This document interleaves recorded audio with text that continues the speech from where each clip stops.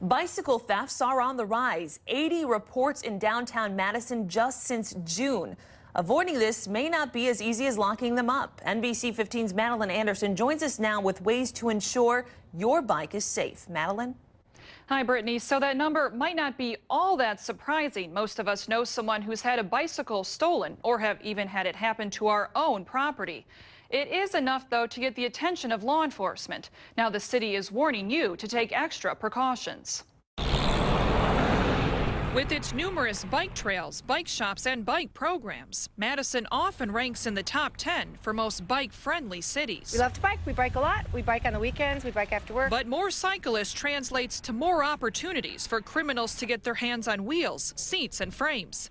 Just ask these two. Their son had his bike stolen in college. It was locked, but somebody took it off of his front porch at his apartment.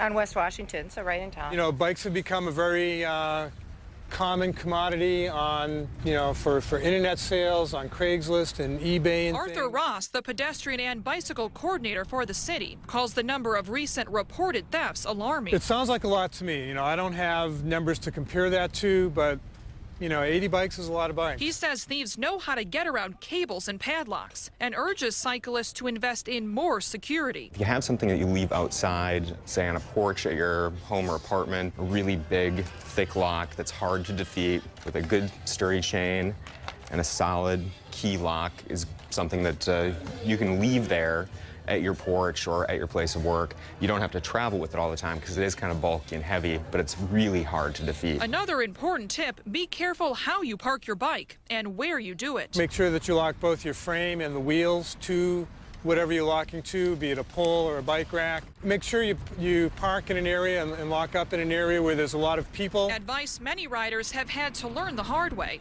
and are certainly making sure they now follow to make sure their bike and all of its parts remain where they left it. I generally never leave it anywhere where somebody can get at it, but even if I have it on a bike rack on the car, I lock it.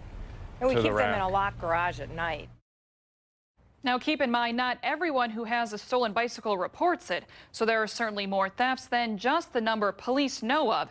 If you are a victim of theft, telling law enforcement can help officers figure out patterns and catch criminals. Registering your bike is also a good way to ensure you'll get it back if it's recovered.